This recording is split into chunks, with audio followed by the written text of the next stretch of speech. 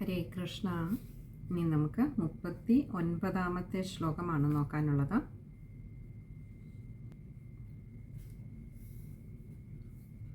കഥാവിരാമ കർത്തവ്യോ മധ്യാഹ്നേ ഘടികാദ്വയം തത്കഥാമനുകാര്യം Y കീർത്തനം വൈഷ്ണവൈസ്തദാ. കഥാവിരാമ കർത്തവ്യോ മധ്യാഹ്നേ ഘടികാദ്വയം. മധ്യാഹ്നത്തിൽ ഉച്ചയ്ക്ക് ഘടികാദ്വയം 2 നാഴിക നേരം കഥാവിരാമ കഥ പറയുന്നത് നിർത്തണം. പിന്നെയോ തത് കഥാമനുകാര്യം വൈ കീർത്തനം വൈഷ്ണവൈസ്തദാ. തത് കഥാമനുകാര്യം വൈ, ആ സമയത്ത് എന്താ വേണ്ടത് എന്നാണെങ്കിൽ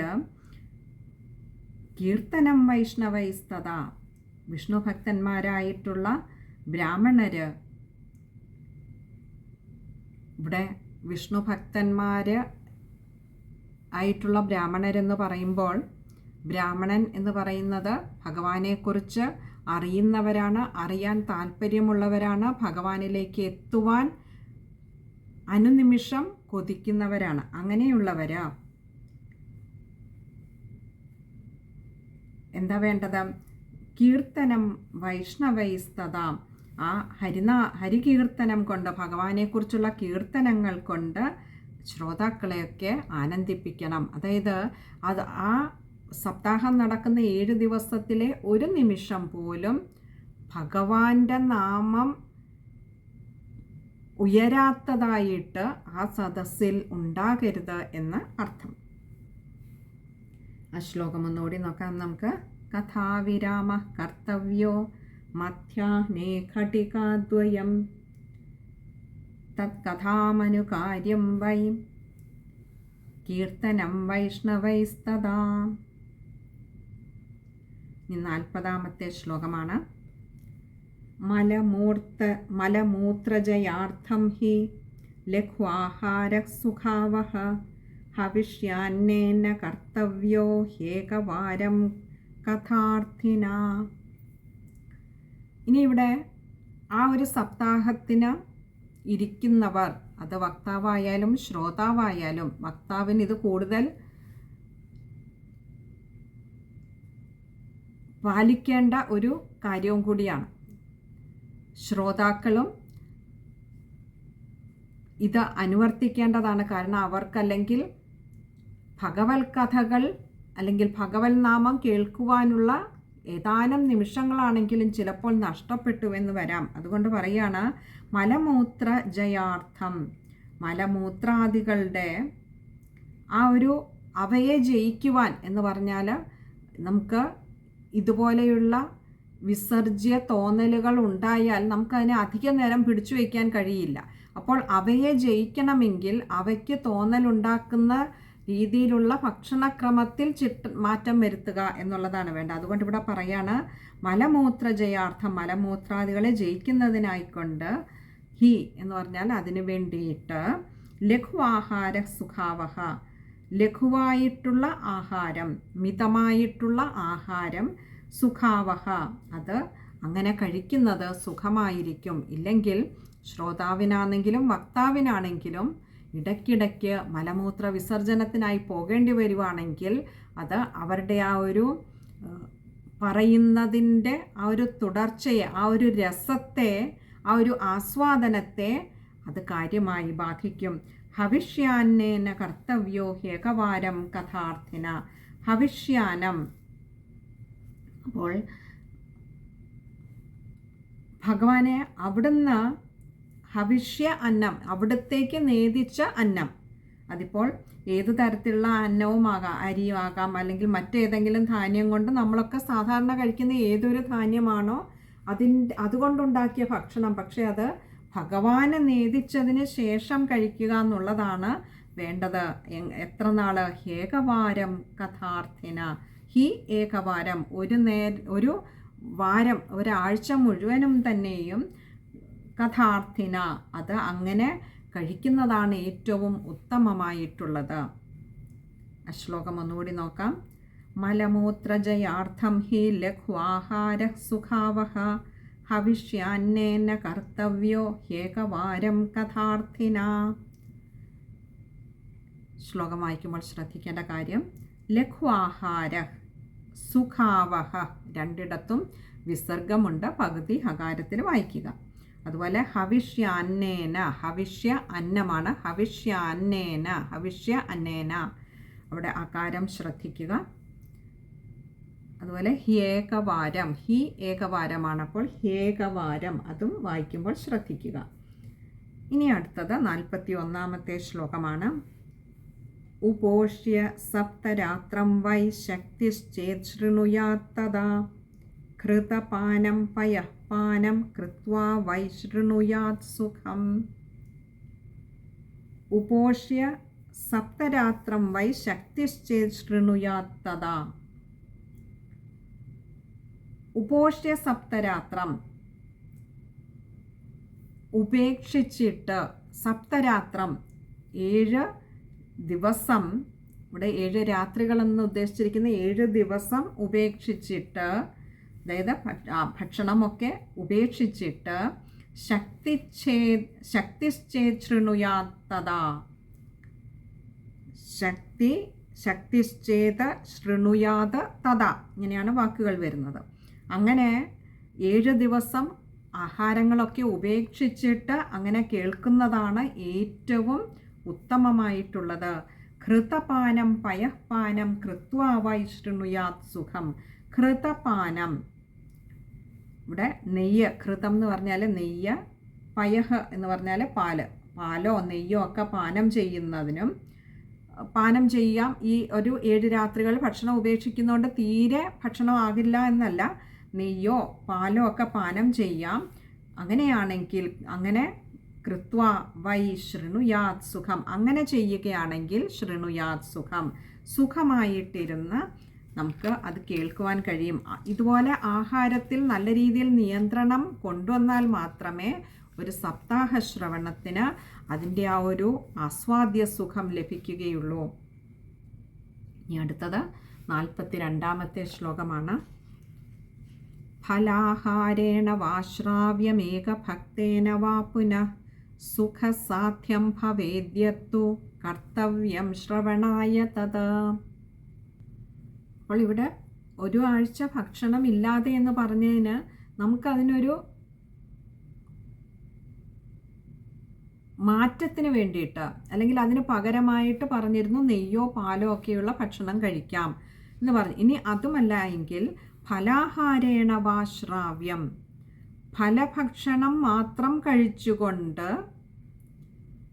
ശ്രാവ്യം ഏകഭക്തേന വാ പുനഃ, ഇത് കേൾക്കുന്നത്, ഭാഗവത കഥ കേൾക്കുന്നതും ഉത്തമമാണ്. അപ്പോൾ വയറ് വല്ലാതെ നിറയുകയുമില്ല ഫലം മാത്രം കഴിക്കുന്നത് കൊണ്ട്. അതുകൊണ്ട് തന്നെ ശ്രാവ്യം ഏകഭക്തേന വാ പുനഃ, അങ്ങനെ കേൾക്കുവാനായാലും, ഈ രീതിയിൽ ആഹാര നിയന്ത്രണം വരുത്തിക്കൊണ്ട് കേൾക്കുവാനായാലും ആ ശ്രവണം ഉത്തമമായി തന്നെ വരും. സുഖസാധ്യം ഭവേദ്യത്തു കർത്തവ്യം ശ്രവണായ തത്.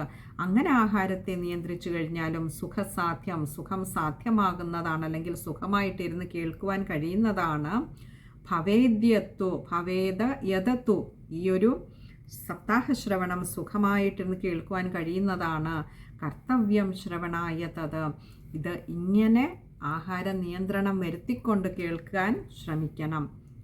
അടുത്ത 43-ാമത്തെ ശ്ലോകമാണ്. അവിടെ 42-ാമത്തെ ശ്ലോകം ഒന്നുകൂടി നോക്കാം. ഫലാഹാരേണ വാശ്രാവ്യമേക ഭക്തേന വാ പുനഃ സുഖസാധ്യം ഭവേദ്യത്തു കർത്തവ്യം ശ്രവണായ തത്. ശ്ലോകം വായിക്കുമ്പോൾ ശ്രദ്ധിക്കേണ്ട കാര്യങ്ങൾ, പുനഃ എന്ന് പറയുന്നിടത്ത് വിസർഗമുണ്ട്, പകുതി ഹകാരത്തിൽ വായിക്കുക. അതുപോലെ ശ്രാവ്യമേക ഭക്തേന, ഇവിടെ ചില ഗ്രന്ഥങ്ങളിൽ പാഠഭേദം കാണാം. ഭാവ്യമേകഭുക്തേന അങ്ങനെയും കാണാറുണ്ട്. അതായത് ഏകഭുക്തേന എന്ന് പറഞ്ഞാൽ ഒരു നേരം ഫലാഹാരം മാത്രം കഴിച്ചുകൊണ്ട് കേൾക്കുന്നതും ഉത്തമമാണ് എന്നർത്ഥം. അവിടെ ഏക എന്നുള്ളിടത്ത് ശ്രാവ്യമേകഭക്തേന, അവിടെ ഏകമാണ് മായുടെ ഏകാരം ശ്രദ്ധിക്കുക. ഇനി അടുത്തത് 43-ാമത്തെ ശ്ലോകമാണ്. ഭോജനം തു വരം മന്യേ കഥാശ്രവണകാരകം നോപവാസോ വരഃ പ്രോക്ത കഥാവിഘ്നകരോയതി. അപ്പോൾ ആഹാരം നിയന്ത്രിക്കണം എന്ന് പറഞ്ഞു, ആഹാരം ഉപേക്ഷിക്കാൻ പറഞ്ഞു. പക്ഷെ ആ ഉപേക്ഷിക്കുമ്പോഴും അതിന് പകരമായി ചില ആഹാരങ്ങൾ കഴിക്കാം അല്ലെങ്കിൽ കഴിക്കണം എന്നൊരു നിർദ്ദേശവും കൂടി ഇവിടെ വെച്ചു. എന്നിട്ട് എടുത്തു പറയുകയാണ്, ഭോജനം തു വരം മന്യേ കഥാശ്രവണകാരകം നോപവാസോ വരഃ പ്രോക്ത കഥാവിഘ്നകരോയതി. നോപവാസോ ന ഉപവാസഃ, ഉപവാസം ചെയ്യാൻ പാടില്ല. അതായത് ഭക്ഷണം തീരെ ഇല്ലാതെ ഇരുന്ന് കേൾക്കുവാൻ പാടില്ല. കാരണം നോപവാസോ വരഃ പ്രോക്ത കഥാവിഘ്നകരോയതി. അങ്ങനെ ഒരു വക്താവ് ഉപവാസം ഇരുന്നുകൊണ്ട് പറയാൻ തുടങ്ങിയാൽ അത് കഥാവിഘ്നകരോയതി, അദ്ദേഹത്തിന് വേണ്ട വിധത്തിൽ അത് പറയുവാൻ കഴിയില്ല. ഇനി ശ്രോതാവിനാണെങ്കിലും വേണ്ട വിധത്തിൽ അത് ആസ്വദിച്ച് കേൾക്കുവാൻ കഴിയുകയില്ല. അതുകൊണ്ട് ഉപവാസം പാടില്ല എന്നാണ് ഇവിടെ പറഞ്ഞിരിക്കുന്നത്. ഭോജനം തു വരം മന്യേ കഥാശ്രവണകാരകം. കഥാശ്രവണകാരകം കഥാശ്രവണത്തെ സഹായിക്കുന്നതായിട്ടുള്ള, അതിനനുകൂലമായിട്ടുള്ള ഭോജനം തു, ഭക്ഷണം തന്നെ ശ്രേഷ്ഠം, അത് കഴിക്കുകയും ആകാം. ഉപവാസം ഇരുന്ന് കേൾക്കണമെന്നുള്ള നിർബന്ധമൊന്നും വെക്കണ്ട എന്ന് അർത്ഥം. കേൾക്കണമെന്നുള്ളതായിരിക്കണം മുഖ്യമായിട്ടുള്ള നിർബന്ധം. അപ്പോൾ അതിനനുകൂലമായിട്ടുള്ള ഭക്ഷണങ്ങളെ നമ്മൾ ക്രമപ്പെടുത്തുകയാണ് വേണ്ടത്. ഇനി ആ ശ്ലോകം ഒന്നുകൂടി നോക്കാം. ഭോജനം തു വരം മന്യേ കഥാശ്രവണകാരകം നോപവാസോ വരഃ പ്രോക്ത കഥാവിഘ്നകരോയതി. ശ്ലോകം വായിക്കുമ്പോൾ ശ്രദ്ധിക്കേണ്ട കാര്യങ്ങൾ: വരഃ പ്രോക്ത രണ്ടിടത്തും വിസർഗമുണ്ട്, പകുതി ഹകാരത്തിൽ വായിക്കുക. ഇനി അടുത്ത 44-ാമത്തെ ശ്ലോകമാണ്. സപ്താഹവ്രതിനാം പുംസാം നിയമാൻ ശൃണു നാരദ വിഷ്ണുദീക്ഷാവിഹീനാനാം നാധികാരഃ കഥാശ്രവേ. സപ്താഹവ്രതിനാം പുംസാം നിയമാൻ ശൃണു നാരദ. നിയമാൻ ശൃണു നാരദ. അല്ലയോ നാരദ മഹർഷി, അങ്ങ് കേട്ടാലും എന്താ? സപ്താഹവ്രതിനാം പുംസാം, സപ്താഹവ്രതം ആചരിക്കുന്ന മനുഷ്യർ, പുംസാം മനുഷ്യർ അല്ലെങ്കിൽ ആളുകൾ, നിയമാൻ ശൃണു നാരദ, നിയമാൻ അവർ സ്വീകരിക്കേണ്ടതായിട്ടുള്ള നിയമങ്ങളെ, പാലിക്കേണ്ടതായിട്ടുള്ള കാര്യങ്ങളെ, ശൃണു കേട്ടാലും അല്ലയോ നാരദ മഹർഷി.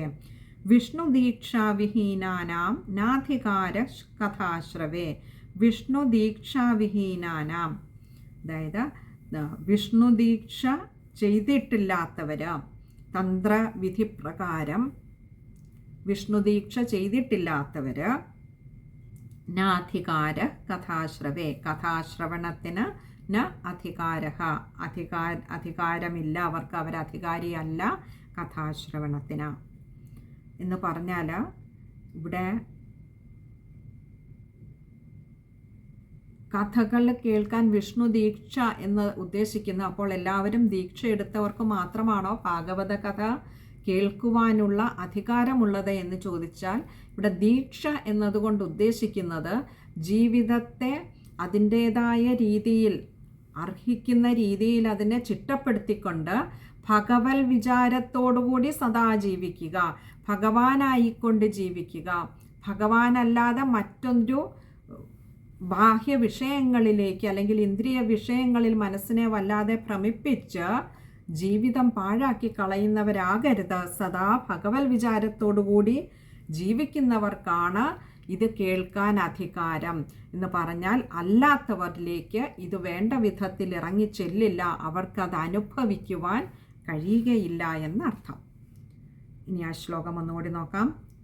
സപ്താഹവ്രതിനാം പുംസാം നിയമാൻ ശൃണു നാരദ വിഷ്ണുദീക്ഷാവിഹീനാനാം നാധികാരഃ കഥാശ്രവേ.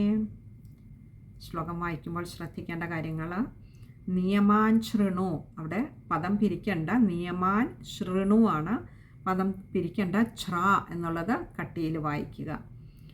പിന്നെ നാധികാര അവിടെ വിസർഗമുണ്ട്. പകുതി ഹകാരത്തിൽ വായിക്കാൻ ശ്രമിക്കുക.